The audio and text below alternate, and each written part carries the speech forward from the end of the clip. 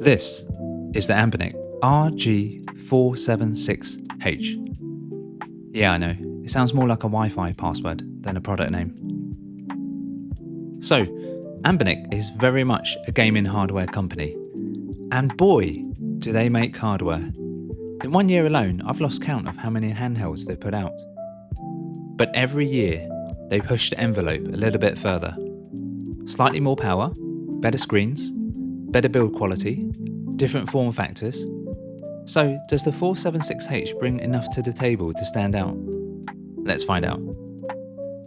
Just a quick note, I bought this with my own money, no sponsorships, no early review unit. Anbernic isn't breathing down my neck. This is just my unbiased look and thoughts based on what it's like to use this thing on a day-to-day basis. So first off, let's talk design. Pretty standard candy bar form factor, nothing wild going on here, but right out of the box it feels really solid. The weight is nice. The build quality is surprisingly good, and that glass front definitely adds a premium vibe. I also appreciate how compact it is. They could have easily stretched it out horizontally to make it longer, but instead they kept it tight, small, no wasted space, and honestly, that's something I really like. And they somehow managed to hit almost every other build quality fundamental. It's ergonomically sound, sits in the hands really comfortably. All the buttons have a nice tactile feel. The analog sticks are smooth. Shoulder buttons are stacked, which is great. Touch input is perfect. And if you love fighting games like I do, then please let me introduce you to this Stream D-pad. It's not overly loose or too rigid like some other devices, it's just right. In fact, Ken approves. The plastic shell has a matte finish that kind of resists fingerprints, on this colourway at least. So overall, it's very well put together. Honestly, if I didn't see the Anbernic logo on it, I would assume it was AYN or Retroid. Thumbs up to the build quality. It's compact enough to slide into a jacket pocket, a bag, even your back pocket, just don't sit down on it. So yeah, portability is definitely a strong point here, and it only weighs 300 grams, so not too bad. With the grey model, fingerprints are less noticeable on the glass front, because if I'd gone for black, I'd be sat here right now, polishing it every 5 seconds like some deranged butler. Talking of the colour, it's really less grey and more of that PC colour from back in the day. You know, like a light beige with a hint of grey. Honestly, I really dig it. Now, the most important part of the video, the smell test. Cookie, take a sniff. What do you think? She approves. So it's a 1280 by 960 panel, nothing groundbreaking on paper, but here's the thing, 4x3 games on this side screen look incredible. This display is vibrant enough and so perfectly sized that I actually sold my Retroid Pocket Classic. This is hands down my new favourite way to play 4x3 games. Whether you're playing at arm's length or closer, it's an immersive experience, no squinting required, and clarity is excellent. Oh, you also get 120Hz, which is a bit overkill for retro stuff, but menus are buttery smooth. You can always adjust it down if you want. I think it goes to 90Hz and 60Hz. Compared to the Retroid Pocket Classic's smaller 3.92-inch screen, this feels much more engaging. Compared to an 8-inch device like this, it doesn't feel comically oversized. The colours are punchy, contrast is great, the viewing angles are solid, and brightness gets high enough for indoor use. And it's more than bright enough to be seen outdoors, as you can see. Inside, it's running the Unisoc T820 chip. Now, I know a lot of people weren't thrilled with that choice when it was revealed, but personally, I'm okay with it. It breezes through NES, SNES, Game Boy, GBA, Mega Drive, Saturn, Neo Geo, PS1, all perfectly. Dreamcast and PSP, also smooth. And with the T820, you have some headroom for some PS2, GameCube, Wii, and even some lighter titles on the Switch. 3DS and DS also work very well, but it's not an ideal experience, but it's more than doable if you really must.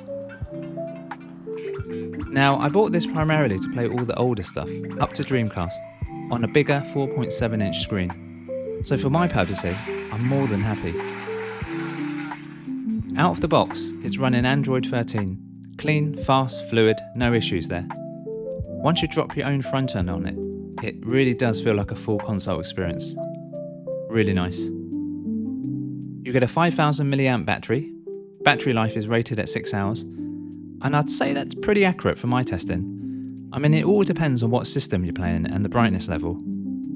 It's about average for this category. I got more or less 5.5 hours playing an assortment of systems at half brightness. You'll get a ton more playing older systems like NES or Mega Drive.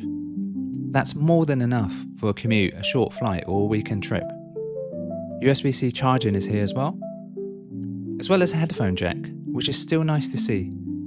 Plus you have stereo speakers that are downward facing. Would have preferred front facing, but they're plenty loud enough. Here's what they sound like.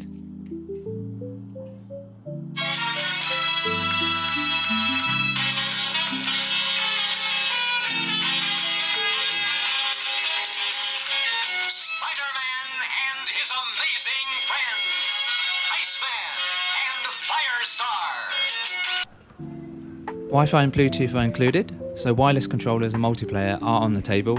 And yes, there's a micro SD card support, so you can load this thing with basically your entire childhood.